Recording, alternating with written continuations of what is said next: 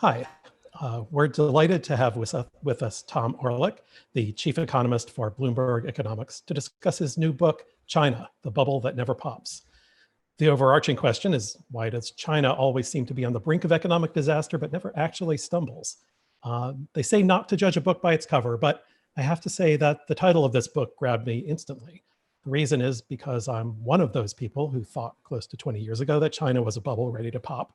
To be fair to myself, I'm a microeconomist, not a macroeconomist, so I shouldn't pretend to have a deep understanding of issues like the macro implications of a high debt to GDP ratio.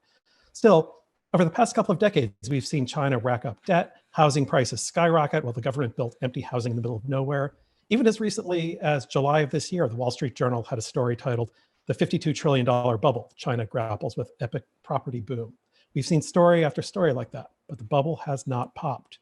And the question really is why? And that's what Tom's book sets out to explain in a truly engaging way. Tom, we're delighted to have you with us. Well, thanks so much. And thanks also to the Technology Policy Institute for inviting me to speak at today's event. For me, there's really no more interesting set of questions than those at the sort of interface between China's economy, technology development, and the US. So it's great to be able to put some of the big questions from my book into that wider context. I lived in China for 11 years, and for that entire time, from 2007 through 2018, there was a thread of doom, a thread of pessimism running through the Western commentary on China. Yes, the story went, growth looks strong, but if you poke beneath the surface, there are all kinds of structural stresses. Growth is driven by massive accumulation of debt. That debt is being taken on by low quality borrowers, state-owned enterprises in the old industrial sector, real estate developers building ghost towns in the desert, local governments building roads to nowhere. Leadership is unable to grasp the nettle, unable to push through the painful but needed reforms to get the economy onto a sustainable trajectory. So yes, growth today looks good, but someday the bubble's going to burst. And whilst we tell ourselves that story, China's economy continues to grow, China's wealth continues to rise, and China's influence continues to expand. So my motivation when I put pen to paper for my book was really to explain why. Why is China so much more resilient than its critics in the West believe it should be? And I really hit on a few big answers. The first is that China has taken on a lot of debt, but China's high savings rate means the funding base for the banks is very stable, and banks with a stable funding base don't fall over. The second is that China's leaders get a lot more done on the economy and financial system than we give them credit for. The third is that China's state-owned enterprises are actually a benefit as well as a cost for China's economy. And the last is that China's dynamic growth machine is really far more powerful than we give it credit for. So I'm going to spend a few minutes running through each of those arguments in a bit more detail. I'll end by bringing them together and talking about how the COVID shock has hit China and how that affects my thinking about the Chinese economy. And then I'm looking forward to taking your questions. So this chart shows the ratio of debts to GDP for China. And it's really this which is the origin of lots of concern, lots of bearish sentiment on the Chinese economy. Back in 2008, before the great financial crisis, China's debt was stable at around 150% of GDP. If you fast forward to 2015, China's debt has rocketed up to 250% of GDP. And if we look around the world, and if we scan the history books, there's really no country which has taken on so much debt so quickly. But there are a number of countries who've taken on a lot of debt, not as much debt as China, and still had a financial crisis. Japan in the run-up to the 1989 meltdown, Korea in the run-up to the Asian financial crisis in 1998, the US in the run-up to the Lehman shock, and European countries like Greece in the run-up to the European sovereign debt crisis took on a lot of debt, less debt than China, and still had a financial meltdown. So why should China be any different? And when we look in a bit more detail, on the lender side, we see those zombie state-owned enterprises, real estate developers building those empty apartments in the desert, local governments building roads to nowhere. And if we look on the lender side, we see the rapid growth of a shadow banking sector, which is growing faster than it's safe to do by dodging the regulations designed to ensure the stability of the financial sector. So if you put those pieces together, very rapid rise in debt, low quality borrowers, low quality lenders, it looks like a guaranteed financial crisis. Why doesn't that crisis ever seem to arrive? Well, an important reason is that the entire argument for a financial crisis in China focuses on the asset side of banks' balance sheets. And problems on the asset side of banks' balance sheet, bad loans, are a necessary condition for a financial crisis, but they're not a sufficient condition. For a financial crisis to take place, you also need problems on the funding side, the liability side of banks' balance sheets. You need banks to run out of money to fund their operations. In China, for a variety of cultural, social, and economic reasons, it's very unlikely that the banks are going to run out of funds. China's households famously save a very high percentage of their income. Here you can see a poster from the olden times, but still relevant today, calling on Chinese households to save more. 顺天楚为了坚持幸福美好的生活, save money to help build a beautiful country. So Chinese households save a very high percentage of their income, and it's difficult for Chinese households to take their money offshore. There are controls on moving money out of the country. And what that means is that the banks in China can count on a steady buildup of deposits, cheap and stable, and providing a very solid basis for their operations. And what that means is that even as bad loans in China's banking system increase, and I'm sure there are many more bad loans in China's banks than the official data suggests, because the funding base for the banks is so stable, there's just not a trigger for crisis. The second area I want to talk about is the quality of economic and financial policy in China. So in the West, we tell a story about economic and financial policy in China, which is really a story about reform failure. Here on this slide, you can see Hu Jintao. He was in charge when I arrived in China in 2007, and Xi Jinping. He was in charge when I left in 2018, and of course, still very much in charge today. Now, when it comes to Hu Jintao, we tell a story about a committee man, someone who was too wedded to consensus building to make difficult decisions or push through painful reforms. When it comes to Xi Jinping, we acknowledge that he's a more muscular and decisive leader, but we say he's too conservative, too enraptured by the power of the state to push through needed pro-market reforms. Now, there are important elements of truth in both of those stories, but my view is they also miss the larger picture.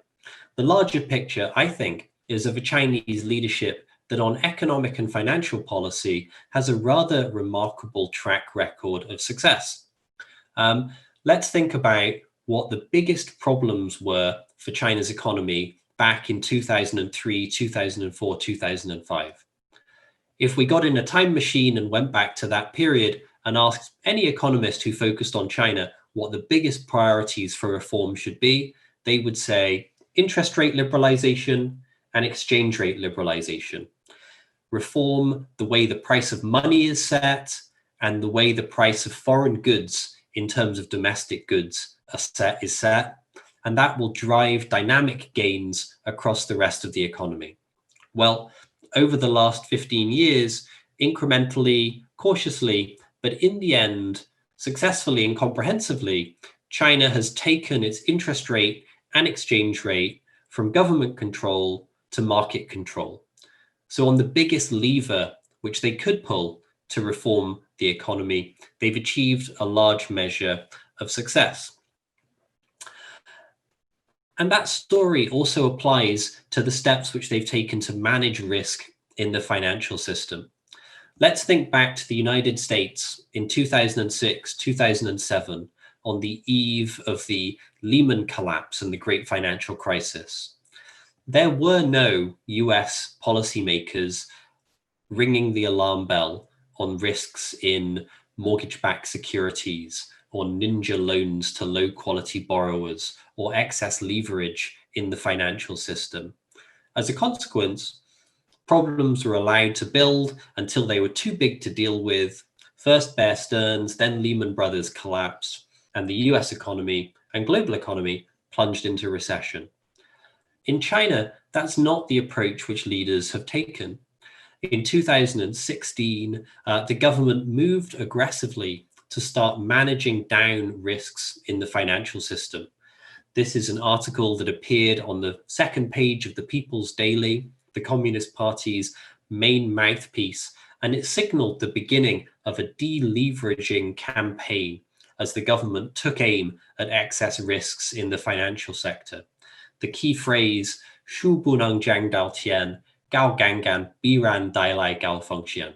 A tree cannot grow to the sky. High leverage must bring with it high risks. That was the signal, and it was followed by effective action as the People's Bank of China and the banking regulator went around the country and exerted real pressure on China's banks to reduce their risky lending and ensure that they had stable sources of funding. Let's talk about China's state sector. There's really no area where the contrast between the free market West and the state-dominated Chinese approach is clearer than on the issue of state ownership. As this chart shows, China's state-owned enterprises are so big that if they were an economy, they would be the fourth biggest economy in the world, with only the US, China, and Japan larger. Now, in the West, we tell a story about China's state sector, which is basically a story about weakness, inefficiency, waste, and corruption. The state sector, in the Western view, is an almost unequivocal bad. But that's not the way China's leaders think about the state sector. So I think it's worth taking a moment to think from the perspective of China's leadership, what is the role that the state sector plays in the economy? To do that, let's take a step back to the early 1990s and hear what Deng Xiaoping, China's great reformer, thought about Mikhail Gorbachev, the great reformer of the Soviet Union. According to Deng's son, he thought that Gorbachev was an idiot. So why did Deng think that Gorbachev was an idiot? Well, I think one important reason is because Gorbachev attempted to reform the Soviet Union by taking his hands off the levers which controlled the economy and the political system. As a consequence, he lost control of both, and the consequence was a period of chaos in Russia in which hopes for modernization and reform were really lost. China's leaders have taken a very different approach. They've attempted reform whilst maintaining control of the commanding heights of the economy. China's biggest banks, biggest industrial firms, biggest energy companies are all firmly in the control of the state. Now, that does come at a cost in terms of efficiency, but it also brings some significant benefits. China's industrial planners can direct China's state-owned banks to fund the acquisition or development of new technologies, and they can instruct state-owned enterprises to implement and apply those technologies at world-beating scale. So the state sector in China is not just a source of inefficiency, it's also a driver of development.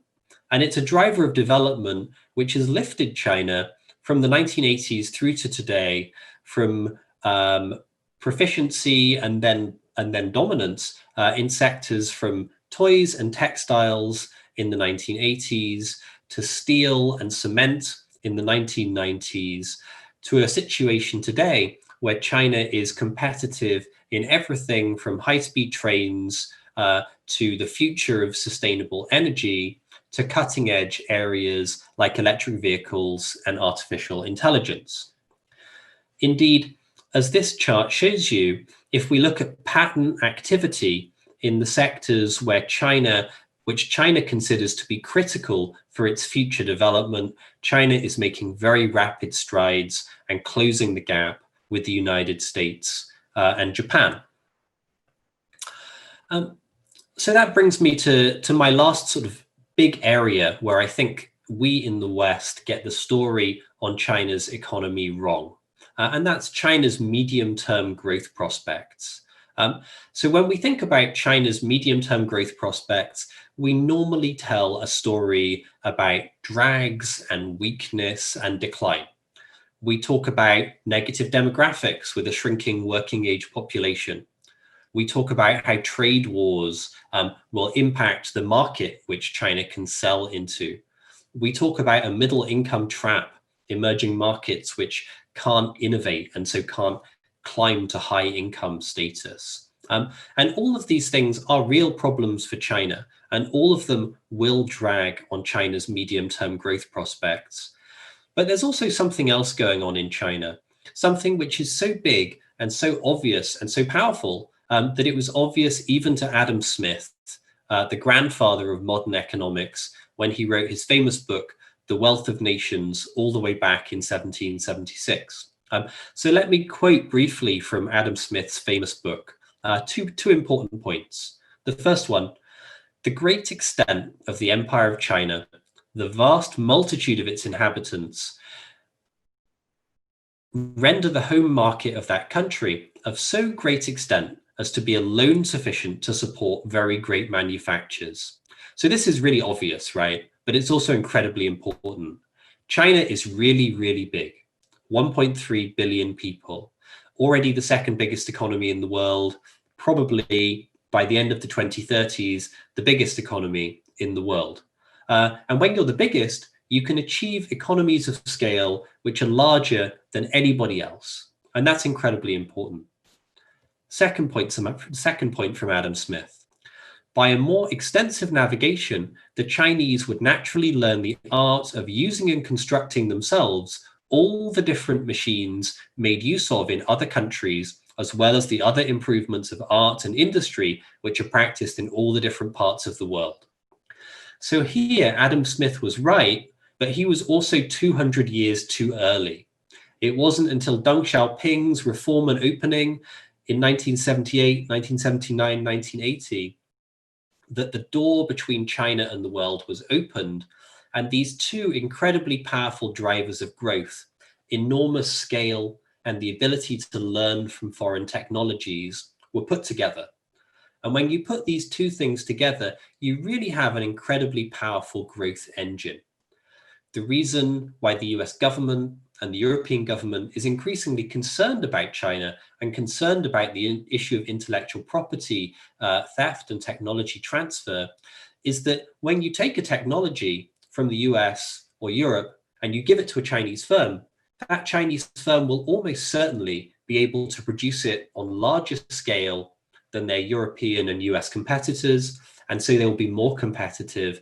And ultimately, they will claim not just the China market, but potentially the global market as well. The question looking forward is, well, has this engine run out of steam? I think the answer is no. And the reason for that is because of the analogy between China and Japan. when did Japan fall over?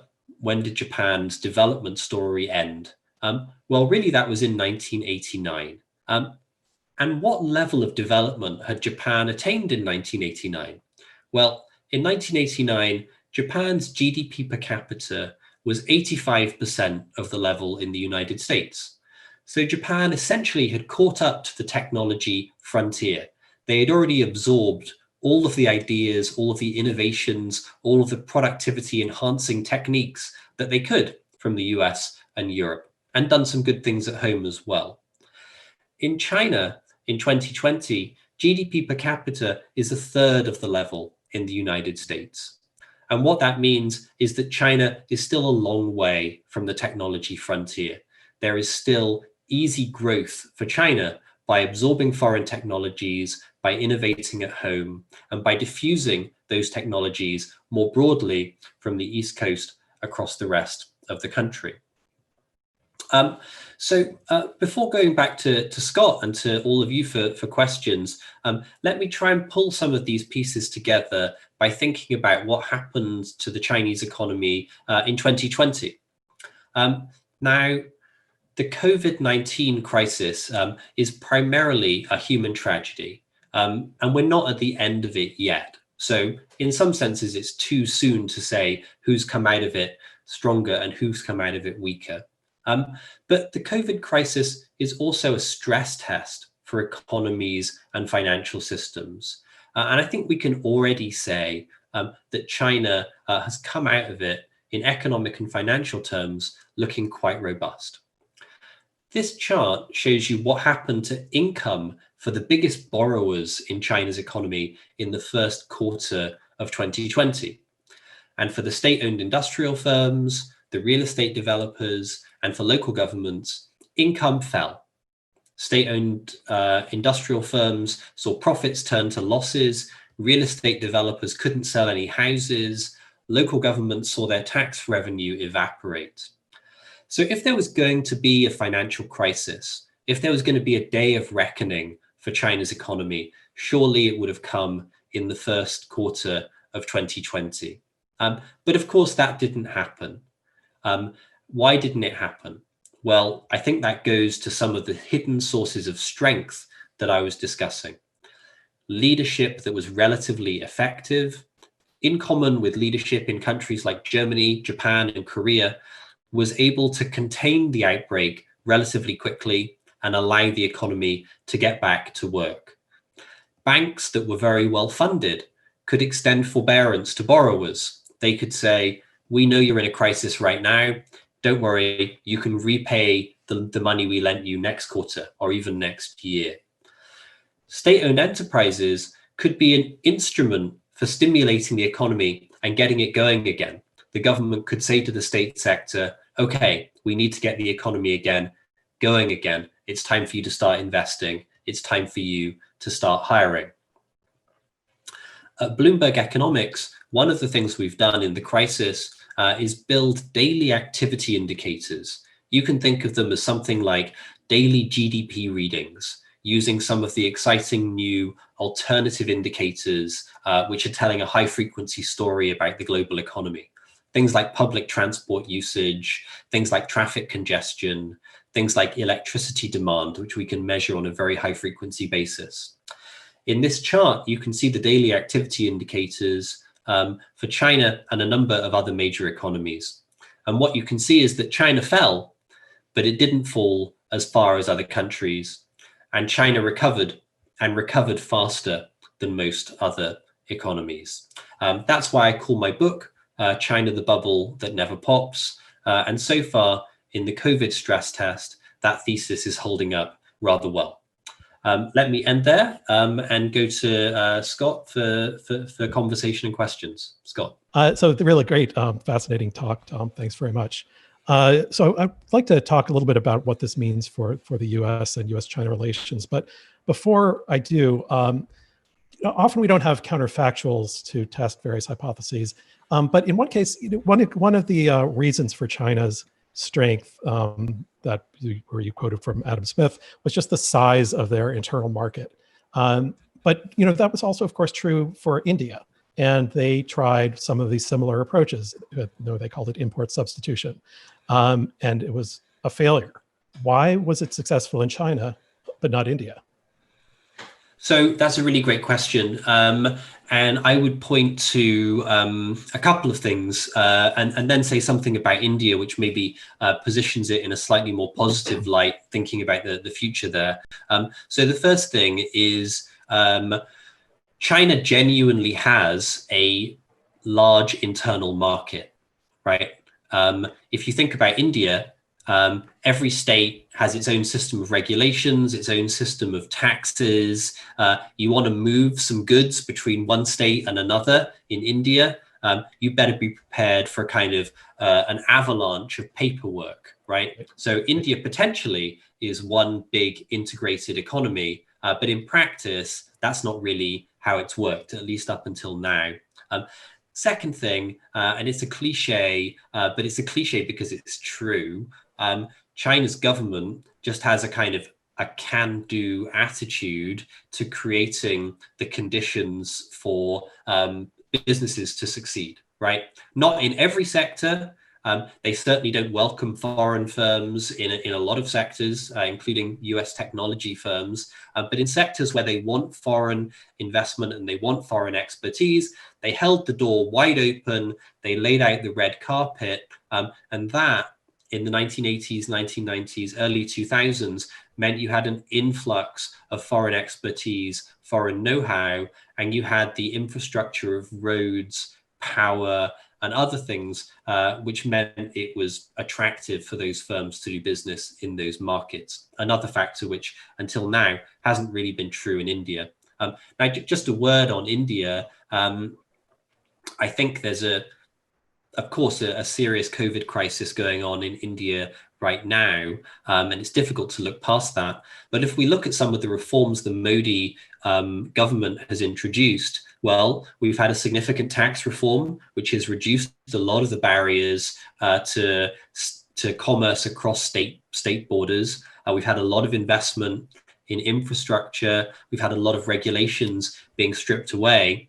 And if we think about India's demographics, well, India's demographics today look pretty similar to China's back at the beginning of the reform process, with a big young workforce about to enter the working age population.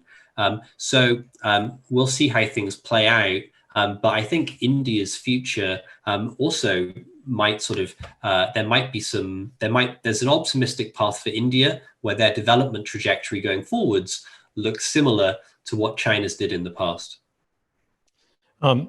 So with respect to innovation, which is a major part of China's development, their approach seems very different from what we in the West, or at least in the US and particularly Silicon Valley, think of as the necessary ingredients for innovation. When we think of it as the sort of the freedom to think about what you want and try anything you want, and that it's not directed by the government. In fact, we even have a phrase that comes up with, "I don't want the government to pick winners." But that's exactly what the Chinese government does. And our worry, I guess, is we say if the government is trying to pick winners, it won't. And then other innovations, other companies will not succeed that should have. But China has gone down a different path, and it seems to have worked. Is that a fair characterization? Yeah, so it doesn't always work. There are significant failures as well as successes. China's semiconductor industry has had countless billions of dollars of government subsidies and support, and continues to lag by a considerable margin the United States and Taiwan and elsewhere. But you're right. I mean, China has a state-driven approach to innovation, and in a number of different areas, that approach has proved rather successful. So why is that? Well, I think the first thing to say is that the state does have a role to play in innovation, right? The idea that innovation in the West is entirely the product of entrepreneurial activity is wrong. NASA is not a private company, that has been the wellspring of multiple innovations. Silicon Valley finds its origin in very significant defense research spending, which created some of the sort of capacities which entrepreneurs are now leveraging. So I think we forget that in the West at our peril. The other thing I would say, and this is a significant difference between China and the United States, China is playing catch up, right? There are some areas like, I think, artificial intelligence where China is near the technology frontier. But in most areas, China is playing catch up. And when you're playing catch up, there's less concern about picking winners because you're not actually trying to innovate, you're trying to replicate.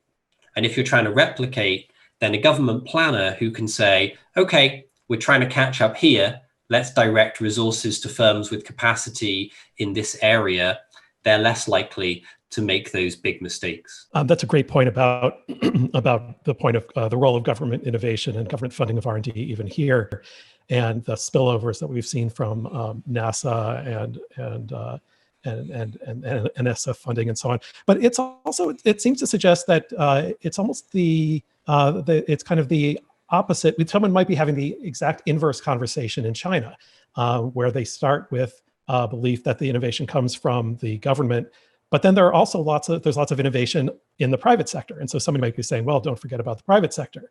And they had Alibaba and Tencent and these giant companies that came up, and they were private. And then I guess from that, there seems to be some belief, or it seems that Xi Jinping is directing innovation even more strongly, deciding what directions scientists should go. I guess first, is that true? And I guess if there's one lesson from your book, is that we should not ever be predicting that something will go wrong in China. But doesn't that seem like a bad path to go down, at the risk of being exactly what you're saying we shouldn't be doing? Yeah. So China has a very different model of the relationship between the government and the state. China has a very different model of the relationship between the state and businesses. In China, a lot of businesses are owned by the state, and even businesses which are not owned by the state accept a much higher degree of government involvement in their affairs, right? There are risks with that. There are clearly risks with that. The state sector is almost by definition less enterprising, less entrepreneurial than the private sector. At the same time, I think we sort of slightly run away with the idea of state interference in China. Why is the Chinese state more involved in Chinese technology companies than the US state is involved in US technology companies? It's not because they're designing products. It's not because they are setting corporate strategy. It's because they are defending what they see as their bottom line in terms of maintaining social stability. Now, that might very well be something that we disagree with here in the West, but it is not the same as the government going into a corporate lab and saying, no, don't do this, don't do that. So is there turning to the US, where we've been engaged in various trade wars with China for the last at least year, do you think, is there a key insight that US leadership is missing in terms of how they are engaging in these wars? I mean, I know that I'm sort of making this implicit assumption that the current administration has clear objectives, and that's probably a false assumption. But going into a trade war, there must be that you're trying to get something out of it. And are we misunderstanding China's objectives when we do that? Should we be doing something differently? The trade war between China and the United States, from the US perspective, was aimed at combating some abuses by the Chinese side: theft of intellectual property, barriers to market access, unwanted interference by the Chinese government, which meant that foreign firms in China don't compete on a level playing field. Now, we can argue about whether tariffs were the right approach to address those problems, but I think there's broad agreement across the political spectrum and in the corporate sector in the United States that those are genuine problems that need to be addressed. Where I think there's been sort of shortcomings in the US approach is it's all about attacking China. It's not enough about thinking about domestic capabilities, right? It's not actually enough to get better access to the Chinese market and get better intellectual property protection in the Chinese market.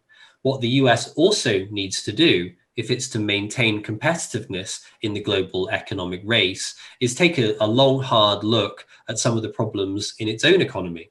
Take a long, hard look at the problems with crumbling infrastructure, take a long, hard look at the way in which US corporations are sort of innovative in terms of incremental product innovations, but really aren't going to make kind of paradigm shifts in terms of technology without state support and state funding for research and development. One of the things that's happened as part of these trade wars, trade disagreements, is that as the decoupling of parts of the U.S. economy, maybe it's too early to say decoupling, but we're taking Chinese-made equipment out of our telecommunications networks. Huawei and ZTE, for example, banned here and increasingly in other countries around the world. And some of those companies are parts of are sort of national champions of China.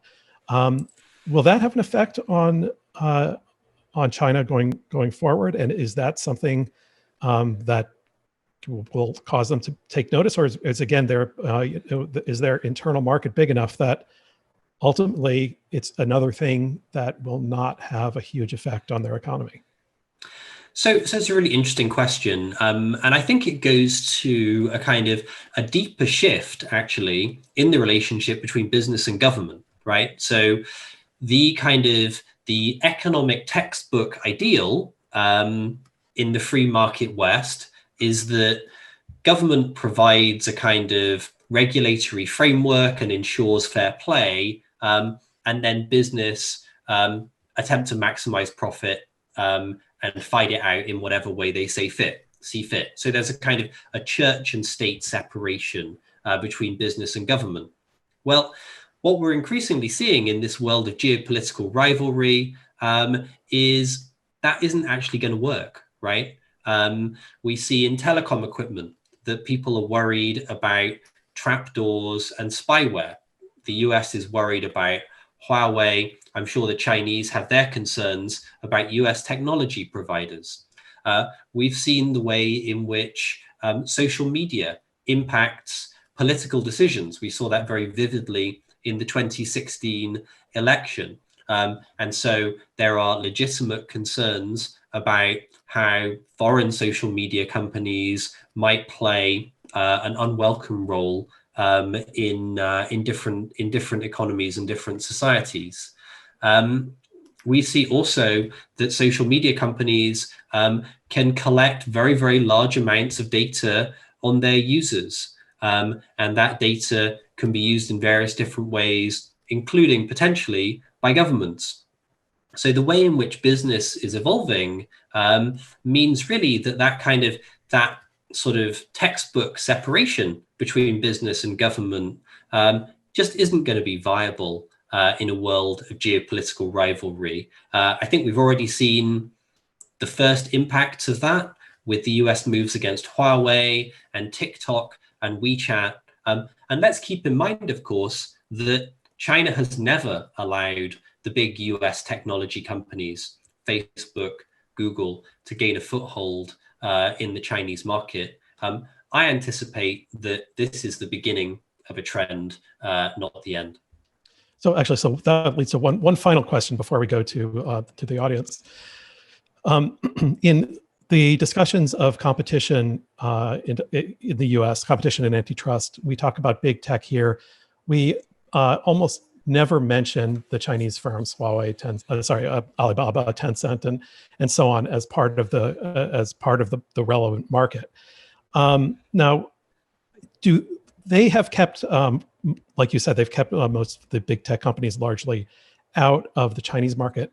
When they think of competition, when the Chinese government thinks of competition, how do they think about companies like Google and Facebook and Amazon? Do they think of them as potential competitors that they want to keep out to protect their firms? Or how do they bring it into their discussions of competition? So I don't have a window into China's leadership compound, Zhongnanhai in Beijing, but I think they probably think about it in commercial terms, and I think they probably also think about it in security terms. In commercial terms, if there's going to be a big lucrative market in search or messaging or social media, they would sooner that was a market which was owned by Chinese companies than foreign companies. In security terms, I think they were early, perhaps earlier than us here in the West, to recognize the very far-reaching implications of this new world in which we're living, where everyone is consuming and sharing information online in very different ways. I think they were early to recognize that this potentially is a national security or at least a social stability issue. And so from that perspective as well, I think they were keen that the companies which dominate that space in China should be Chinese companies over which they could exercise a very high degree of control, not US or European companies where they might find control eluded their grasp. Okay, great. So at this point, we'll go to questions from the audience. We're back to take some questions, and first I'll give anyone some extra points if they can notice what's different in my background. I'll send you a signed headshot, which I'm sure is in high demand. So actually, we have a lot of questions here, Tom. And the first one, it's a big issue that we haven't talked about yet: demographics. China had the one child policy, and now they've got a big demographic problem, an aging population. How is that going to affect China and your thesis? So demographics is a negative for China going forwards. There is going to be a significant drop in the size of the working age population. At the same time, there are some offsetting positives, which I think it's important to keep in mind. So the first is, let's think about who's leaving the workforce and who's entering the workforce. So the people leaving the workforce grew up in the late stages of Chairman Mao's China, went to school in the early days of the reform era, probably spent a significant period of their working life working in state-owned enterprises. So, of course, we shouldn't make generalizations, but this is a cohort of people who have not had enormous educational opportunities. They haven't had enormous opportunities to engage in a kind of dynamic, productive sort of corporate setting. Now let's think about who's entering the workforce. Well, it's a bunch of young people who've grown up in the relative prosperity of the later stages of China's reform. They've had more educational opportunities. They've had more opportunities to sort of be exposed to international ideas in some respects.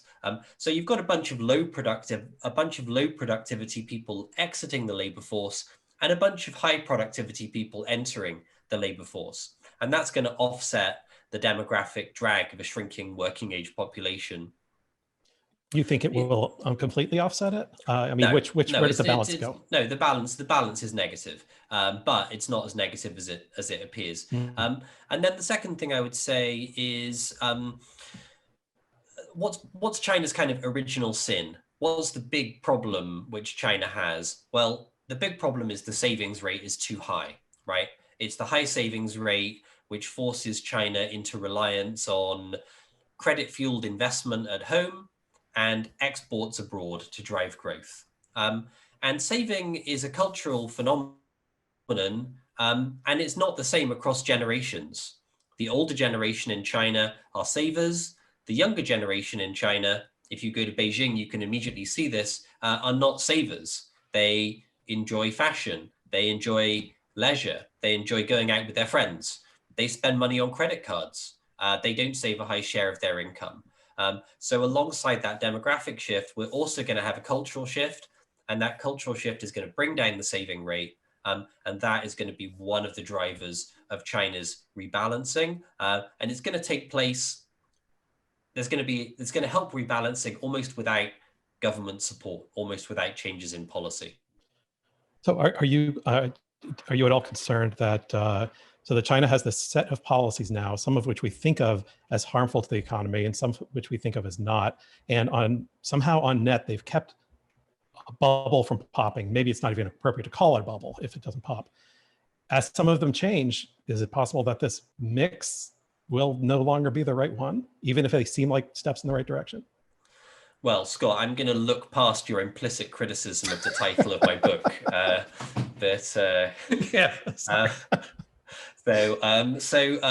So look,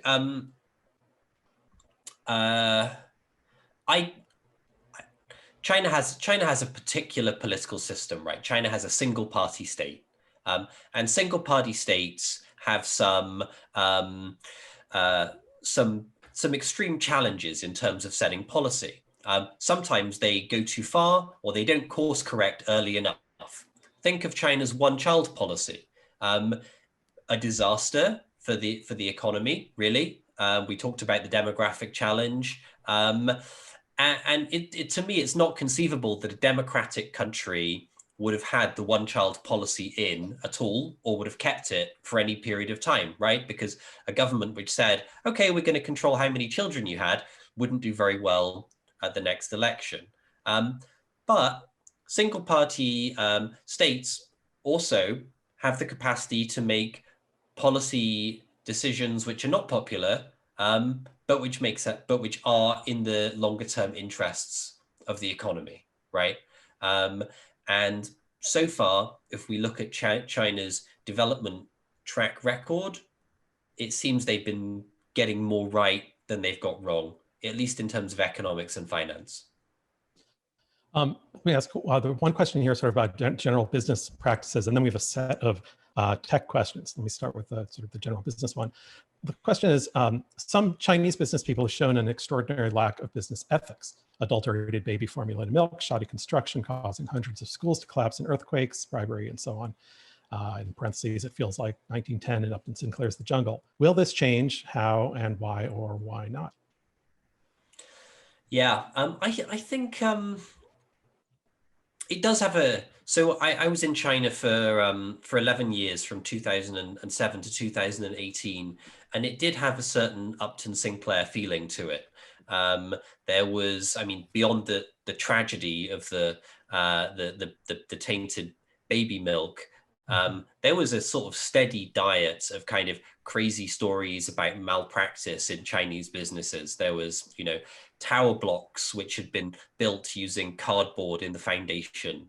There were watermelons that exploded because they had hormones injected in them to too large an extent.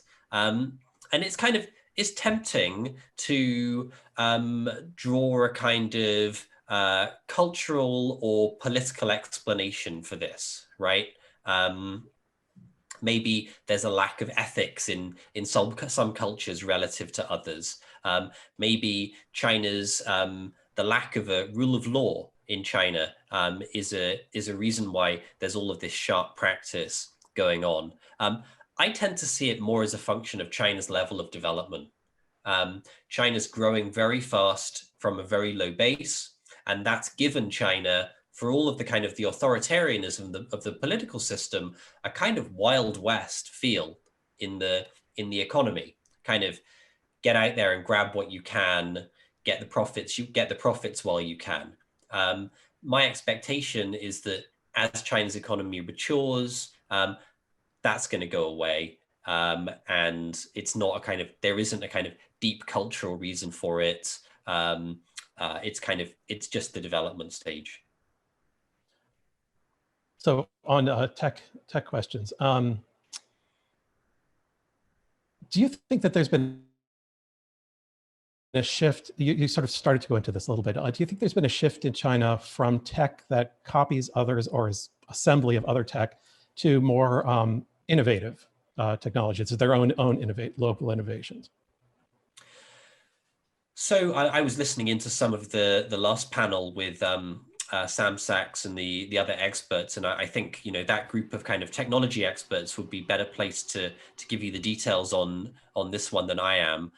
But from what I can see from a macro level, there has certainly been innovations in China which take products in certain areas beyond the frontier that we have in the West, right?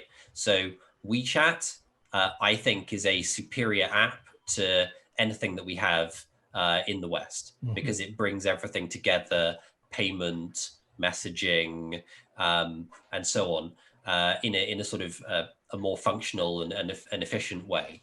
I believe that in AI, if you look at the most cited papers in scientific journals in AI, they are often written by Chinese teams.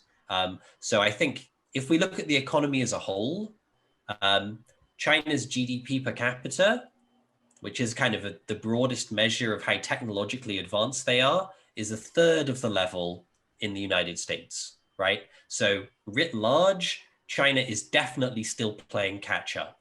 But in certain technologies, in certain products, yeah, I think they're pushing the frontier forwards, and it's actually the US who's playing catch up.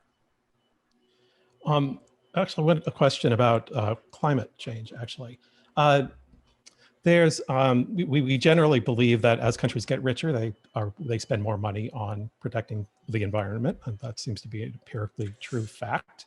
But if China is sort of more of the Wild West and in this early stage of development, despite what the government says, is their development harmful to the global climate? Well, China's the biggest producer of carbon emissions in the world. So on that basis, yes. On the other hand, China remains a signatory to the Paris Climate Accord, and China's the biggest producer of sustainable energy technology. So I think China is kind of, because it's a very big economy, because its economy is still substantially powered by coal, a big part of the problem. Because China's leaders have signed up to commitments for reducing carbon emissions, because they are investing in sustainable technologies, I think they're also trying to be part of the solution. Here are two questions that actually seem to go together. So if China is still playing catch up, then is the end of the bubble when they've finally caught up and have to rely on original innovations? And then the related question is one that asks you to put a time on that, I guess. So how rapidly do you forecast the US-China gap in income to narrow, per capita income? Yeah, it's a great question. So the answer to the first question is yes. Let's think about, let's remember when Japan fell over, right? Japan fell over when it had caught up with the United States. So when you've caught up to the technology frontier, you have to grow by innovating yourself. And that is a much slower and more painful process, right? Growing by absorbing other technologies, absorbing foreign technologies, as we've seen in China in the last 40 years, can be an extremely rapid process. Think about countries which are at the technology frontier and are now growing by innovating themselves. So the US, Japan, Germany, they grow, between 1% and 2% every year, right? Productivity growth is harder when you're at the frontier. How long is it going to take China to catch up with the United States? Decades.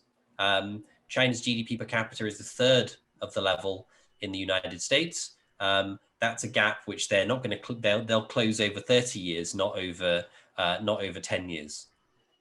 I think we're just about out of time. So one last question, sort of macro question, comes back to a lot of the themes. So you've shown right now that China wasn't hurt as their economy wasn't hurt as badly from COVID as much of the West, and have recovered more quickly. We were sort of all brought up thinking that the United States is the engine of the global economy. Is China right now the engine of the global economy, pulling everyone else out of the COVID-induced recession? Well, I think there's two ways to answer that, right? So the first way is, who is contributing most to global GDP expansion this year? Clearly, the answer to that is China, right? Mm-hmm. In fact, almost all other major economies are subtracting from global GDP expansion because they're shrinking. Yes. China, we think, will grow 2% this year. The US will probably shrink 4%. So at the most straightforward level, China is driving global growth. Now, it's not quite that simple, because China famously runs a massive trade surplus with the rest of the world.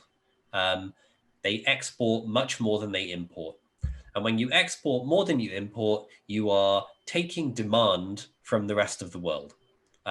China's trade surplus with the United States means they are taking demand and indeed jobs from other countries. What that means is, yes, China's the biggest contributor to global growth. Is that necessarily good news for other countries? Well, lots of countries which have a trade deficit with China, including the United States, would probably say no. Okay, I think we're out of time. Thanks, thank you so much, Tom. It's a great book, and particularly now seeing what's happening with the different economies around the world, recovering or not recovering from COVID, the book seems even more relevant. So I encourage everyone to read it. And so thanks very much for being with us today, Tom. Thanks for having us. Thanks for having me, Scott.